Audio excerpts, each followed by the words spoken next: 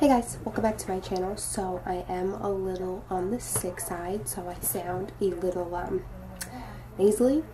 You know, this lovely weather we're having in New York. You know, it goes from cold one day to rainy to warm to beautiful, and today was 75 and I was like, it was in the 70s, I think. I don't know, whatever.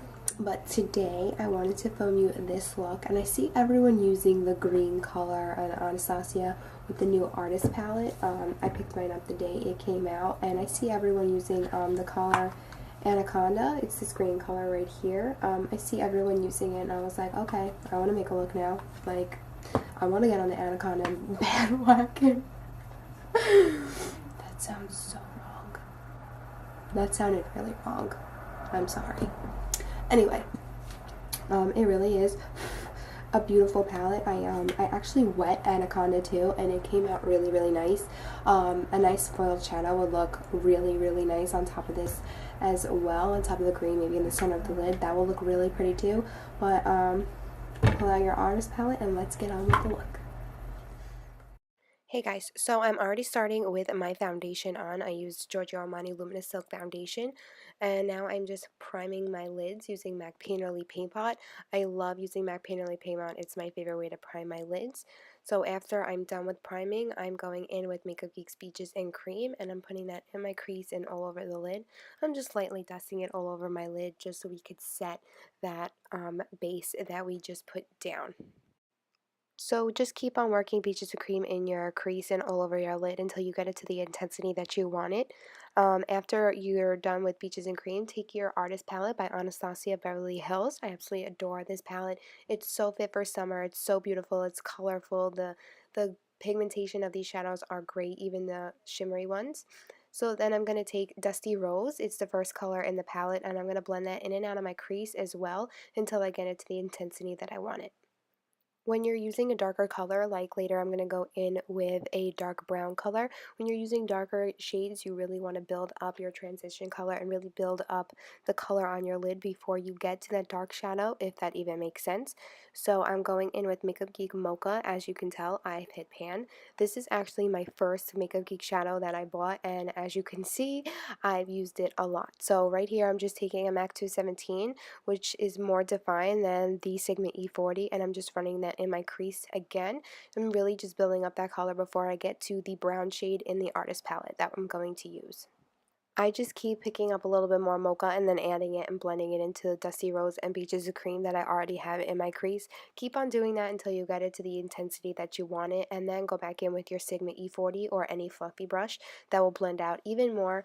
Blend until your handful is up, girl. I'm telling you. And then once you're done blending, we're going to go in with the brown shade from the artist palette. It's called Baby I'm a Star. It's this beautiful brown shade, and I absolutely love that color. And I'm not much of a fan of putting shimmery shadows in my crease, but this one I don't think added so much shimmer in my crease.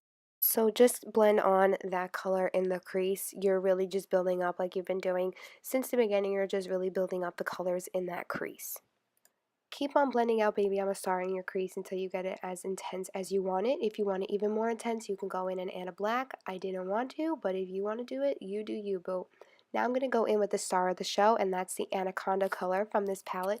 It's a beautiful forest green with some specks of gold shimmer in it. It's absolutely beautiful. I'm using a Sigma E56 brush to apply it, but I go in with my finger like I am right now, and I just think that going in with your finger is a better color payoff with this color rather than the brush. Where the other lid I go in straight with my finger. Look how much nicer it goes on with your finger. Keep on blending it with your finger until you get it as intense as you want it. I feel like I'm a broken record, that's all I keep saying, but it's true. Keep packing it on until you get it as dark as you want it. You can also go in with your flat tip brush again and spray it with some Fix Plus. That'll help the pigmentation really come out.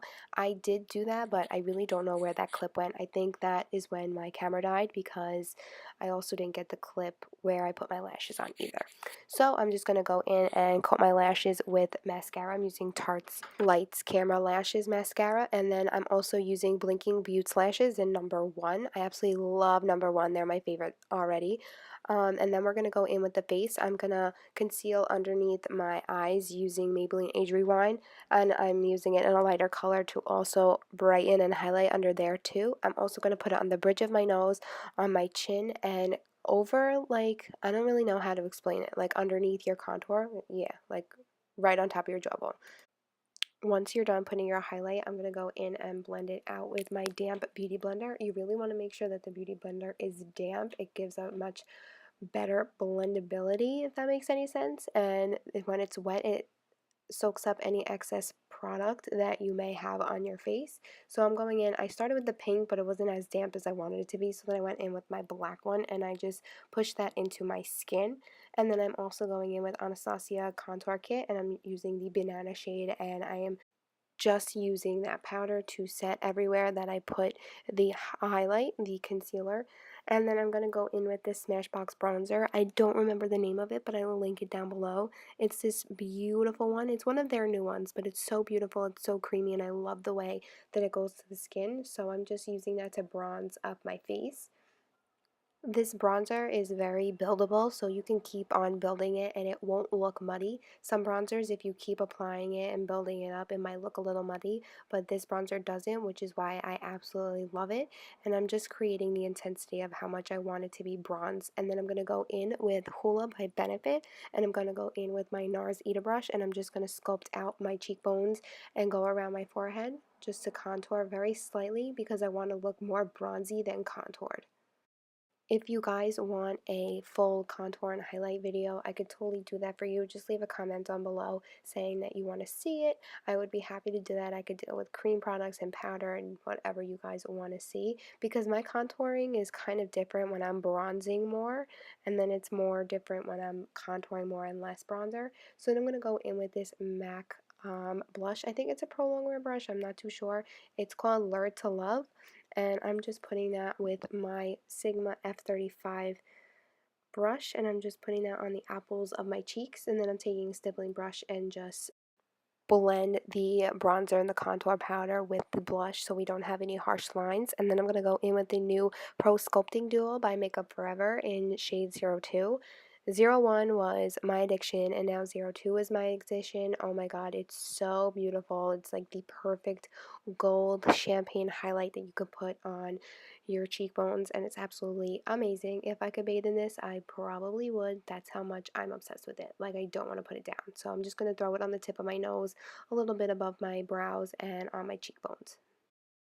So going back to the eyes, we're going to work on the lower lash line now. I found this green eye pencil in my drawer. It's by Bare Minerals. I don't see a name on it, but I'll link it down below for you guys. It's really, really beautiful. It's a really beautiful green color. My eyes were watering so bad. I don't know if it was the liner or if it was the shadows, or maybe it was the glitter in the shadows. I don't know, but my eyes wouldn't stop watering. So then I'm just going to go in with Anaconda, and I'm just going to smudge out on the bottom lash line, and I'm also going to make sure that I connect the colors on the lower lash line to the outer corner on my lid, so we don't have any harsh lines in between that, so you can tell that it's all connected and it flows into a nice shape. And then I'm going to go in with Dusty Rose and just blend out that Anaconda color that I put on my lash line, and I'm going to blend it out even more with the brush that came with the artist palette, which is my new obsession. I love this brush.